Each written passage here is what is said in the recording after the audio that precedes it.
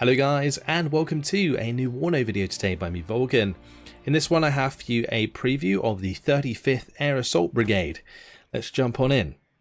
Please remember that everything you are about to see is in early access and therefore subject to change. But starting off the logistics tab, things get pretty interesting fast.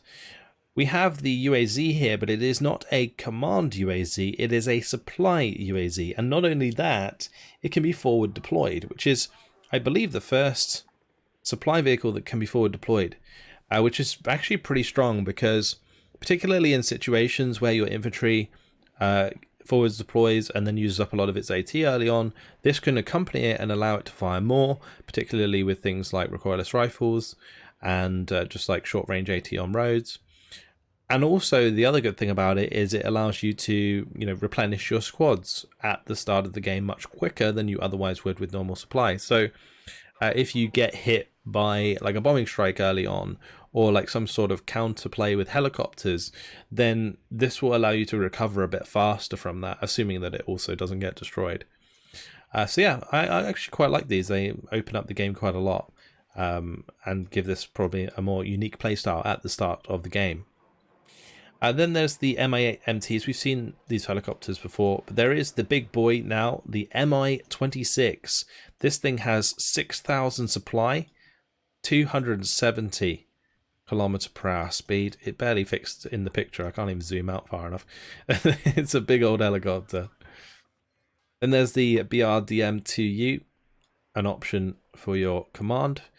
Another option for your command is the Mi-9. And we have the Descent UAZ. This thing can be forward deployed as well, so it's basically a jeep that can be forward deployed. And then there's the BMD-1 Soroka, which is a really interesting model. Very cool indeed. It'd be nice once they add like amphibious capability, because I assume these are amphibious. Yeah, 110 point command vehicle. Very, very interesting model. Moving on to the infantry tab. First of all, we have the Descent Sapele. These have an RPG-7. Only has 13 penetration though, so not the best, but a reasonably cheap command unit with AT. Not too bad, and it can forward deploy. Then there's the Descent Sapele. These guys have an RPG-7, 4 AKs and an RPK. Probably not the best squad ever, but if you can forward deploy them, which you can, maybe they'll be able to pick off the odd unit with the RPG early on. Then there's this Descent Sapele RPO, which do come with the RPO napalm launcher, much more effective at close range than a lot of squads, but can be overrun by Pioneer squads, so do bear that in mind. But for 35 points plus 10 for the UAZ, can't really complain. Not bad value. Then there's the Descent SPG-9, your classic recoilless rifle. These can be brought in with the BTRD robot, which does come with a Kokon missile system on it. A very nice vehicle actually to accompany your SPG-9 squads. It can also accompany both the Faggot and the Conkers squads. So in this case, the Faggot with the 16 penetration and the 2,473 meter range and 56% accuracy, and then there's the Conkers, which has slightly better AP, well, quite a bit better with 4 extra AP, but a little bit worse accuracy there. I think that's actually mainly due to the veterancy. Now I say that, yeah, so accuracy is actually the same, it's just the veterancy by default is higher on the Faggot squad than it is on the Conkers squad. Then we have the Descent UAZ SPG-9. This is a forward deployable UAZ with a recoilless on it. This is actually, well, it has potential to be quite meme worthy. Just spam a load of these early on and just go and pop your enemy's armor in the side. Then there's also the Descent version of the UAZ with the grenade launcher on top. There is the Descent Com. I'm not sure, I guess it just says Commander. These guys, they have the ability to come in an Mi-2 or an Mi-8. The Mi-2 of course being quite significantly cheaper, and the Mi-8 coming with those 57mm rockets, which is pretty nice. But for 135 points, 7 men plus an RPG-22, that's not too bad. Then we have the Thessaloniki with the RPG and a machine gun. So AKS-74 there for their main rifles. Pretty standard mainline squad for 40 points. And there's the Spetsnaz. Spetsnaz are actually really cool because they come with the AKSU-74, but also a VSS Ventores, which is nice. Has the same range as the AKSU. And I think at close range, the AKSU and the VSS seem to do a decent chunk of damage, so these would be quite nice. They also have an RPG-26, which has a rate of fire of 29 with 16 penetration. So you compare that to something like an RPG, significantly faster, like 3 times as fast in rate of fire, and has the extra 3 penetration.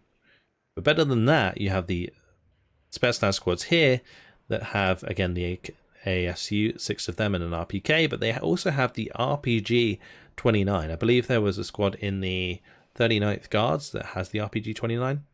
This thing has 80% accuracy with 21 penetration. It's one of the better AT direct fire that you can get in the game, for sure. Really, really nice. So those Spetsnaz squads, almost a must-take. Then there's the Descent leader, another Descent leader. This can come in with the half-tracks, or sorry, armored cars that the airborne troops can use. So in this case, a BMD-1, which has the 73mm gun on it with 14 penetration, 1 HE, and it also has a machine gun there. The unit, the Descent themselves, have 4 AKSUs, an RPK, and an Igla, which is interesting. So they can provide like anti-air.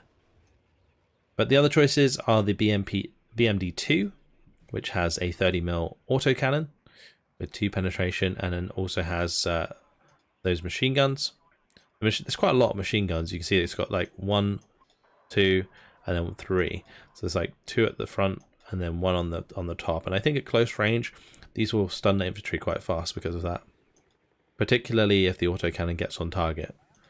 There's also the BCRD, which comes with a grenade launcher, so curious to see that in action. But the BMDs are much better than the BTR because of the extra front armor. Can make a big difference, especially to like low penetration AT weapons, because it's the difference between taking 1 shot and 2 shots. Then there's more of the Descents and the BMDs. These ones actually come with an RPG-7VR. So 20 penetration for them, but still that lower rate of fire. There's the standard Thessaloniki coming in with the trucks. This is exactly the same squad, just with an extra man, because it comes in the truck instead. Then there is the Thessaloniki with the Metis, which is, again, pretty much the same squad, just with the Metis A-to-Gem system as opposed to the RPG. And finally, there's the Descent Polemichiki, which are the machine gun squad for the Soviets in this division. So the 3 PKMs allowing you to pin down enemy troops faster, actually quite nice for extended engagements in forests if there's no like pioneers involved. These can definitely help you win out those engagements by stunning the enemy for a significant amount of time. And there is your infantry tab, so pretty cool.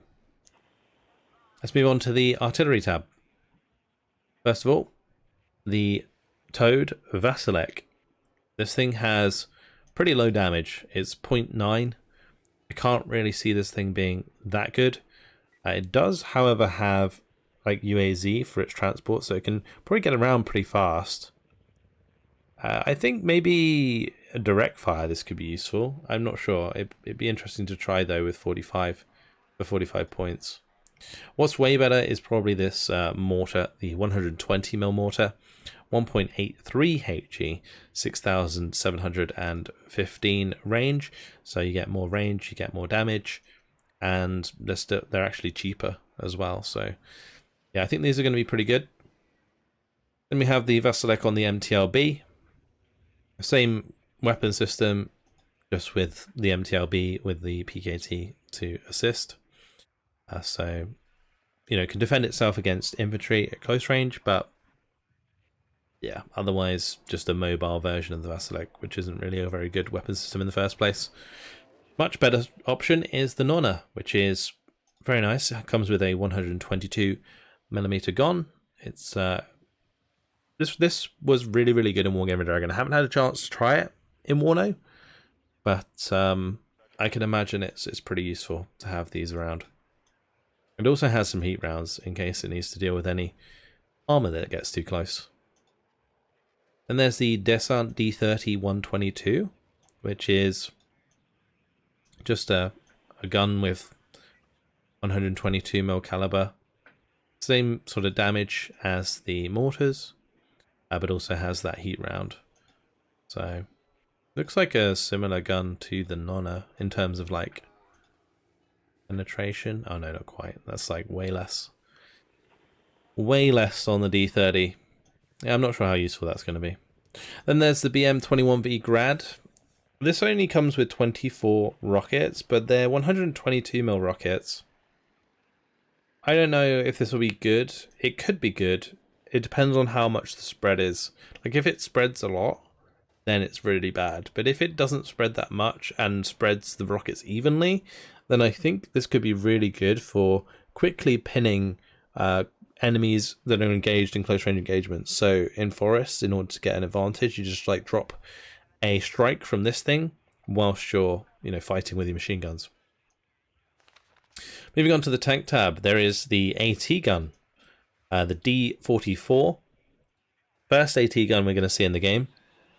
13 penetration with 70% accuracy, which is actually pretty good. 1945 mid range. This could be used kind of early on to snipe enemy transports quite nicely because it does get the airborne trait. And for 40 points, you can't really go wrong. There is the BRDM Conkers as well. Comes with that 20 penetration at range. There's the Descent with the Conkers in here as well. The Descent UAZ, sorry, with the Conkers. So this can forward deploy, which is actually a pretty nasty unit to be able to forward deploy.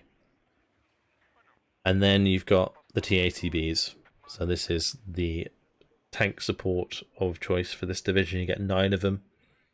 They have the 125mm guns with the 2,295 meter range, 55% accuracy. Yeah, it's a reasonable tank. Moving on to the recon, we have the BRDM 2. If you guys are wondering, I'm pretty sure all recon can still forward deploy. It's just that like airborne units can also forward deploy, but they've now got symbols. But yeah, BRDMs, they are pretty standard stuff. We've seen them before. The Razvedka Heavy, in this case, does not have an AT weapon, so bear that in mind. Some of them do, some of them don't when it comes to the Razvedka Heavy squads. This one doesn't, but it can be brought in with the BMP-1P, which is interesting for forward deployment. Then you got the Descent Razvedka. These have 3 AKS-74s, an RPK, and an RPG-22. So nothing really special about them. Then there is the Spetsnaz Gru, however, and these guys are pretty decent. They get the AS FAL, the VSS Vinteres, and the RPG-27. So the 21 penetration AT weapon, which is super strong, plus a decent loadout. I believe the AS FAL has similar damage to the AKSU, so yeah. Cool squad though. Then there's the BRM-1 with the exceptional optics, the Mi-8 MTA helicopter with exceptional optics, and there's also an Mi-24K with exceptional optics, which is a Mi-24 with, you know, the exceptional optics and the 80mm rockets. So these 80mm rockets being able to like find targets for themselves, this could make an absolute nasty helicopter for taking on enemy infantry. Moving on, we have the AA tab. So first of all, the Descent Igla, which is your standard Igla squad. Comes with 63% accuracy at TVET with the 4HE, and is backed up, or can be backed up, by the BTR ZD Skreze, which is like the dual like SU-23-2 mounted on top of a BMD. So that's pretty cool. Or BTR, sorry, not a BMD. Then there's the Gaz with the SU or ZU-23-2 on it. This thing, I'm not entirely sure how good this is. I haven't had a chance to try it. But I'd imagine it's alright. If you have a lot of them, they'll probably do a decent chunk of damage. Speaking of a lot of them, you can get 9 of these bad boys in the UAZs and bring them in. So you could dot these about, and honestly, they'll probably shoot down stuff quite easily if it flies like over top, I can imagine. It's like having, I can imagine these are a lot like having 20 mils in Steel Division, whereby with the veterancy and mass, they can actually do a serious amount of damage. Then there's also the BRDM Strela 1. Overall, though, the AA seems relatively weak here. There's no like long-range projection for this unit, this division, so I'd definitely be worried about that. But let's move on to the helicopter tab. First of all, the Mi-8 MTs. You've got the Rocket 1, Rocket 2, and Rocket 3 variants. Rocket 1 is 57mm rockets. The Rocket 2 version is the same but more. And then the Rocket 3 version is 80mm rockets. We have the Mi-24V variants, which is the rocket variant, which comes with the 122mm rockets and 4 Kokon missiles. So pretty nice helicopter. Then you have the one with the Iglas, the AA variant. 69% accuracy there, which is not too bad, with the 40 80mm rockets. And then there's also the Mi-24V AT, which comes with 80mm rockets and 8 Kokons, so you get more Kokons there. But you're paying significantly more for this variant. There is also the brand new Ka-50 Akula, which is very cool. Comes with a 30mm gun, as well as 12 of the Vikir missiles. These missiles have 26 penetration, which is pretty damn good. 87% accuracy as well, since it's being brought in at elite. Furthermore, you've got 4 Iglas, so you can keep yourself safe against enemy helicopters as well. You might also be able to pop a few shots at aircraft, but the likelihood of shooting them down and being facing in the right direction at the right time is kind of rare.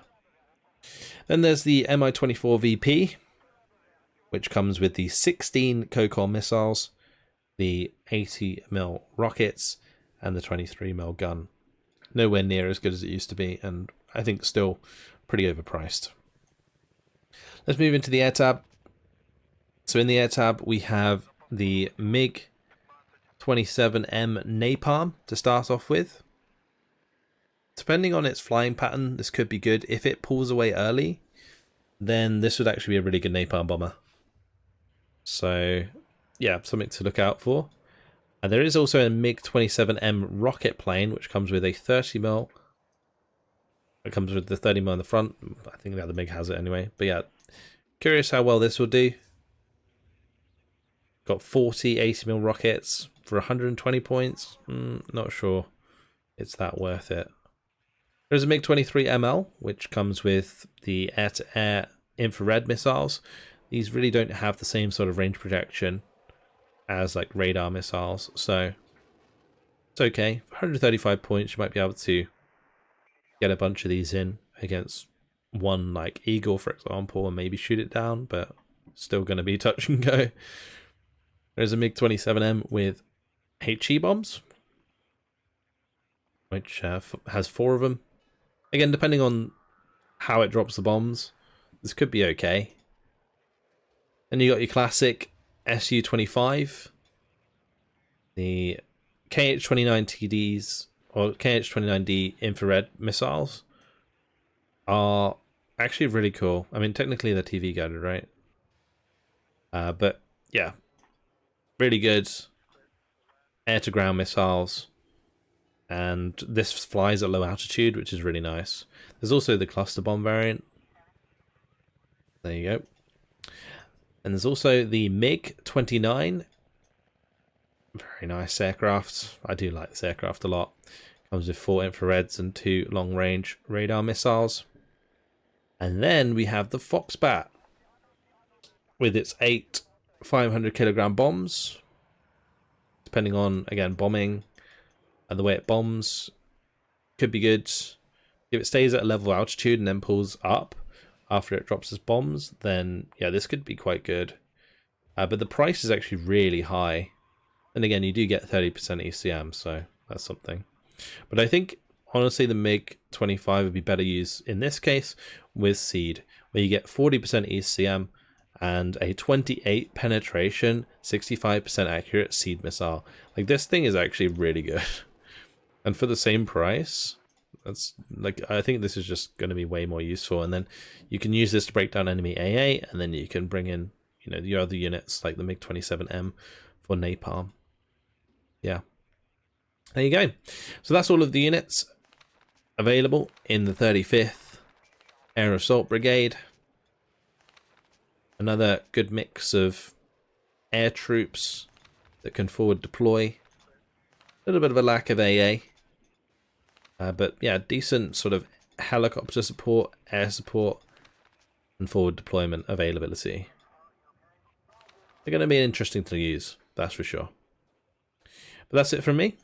If you guys would like to see a built deck of this, make sure to check out any following gameplay. I'll make sure to sort of show off the deck that I've built beforehand on the screen, and then you guys can also use the deck code, which I'll link in the description, which you'll be then be able to paste into the game in order to, you know, play that the way that I've made it if you want to.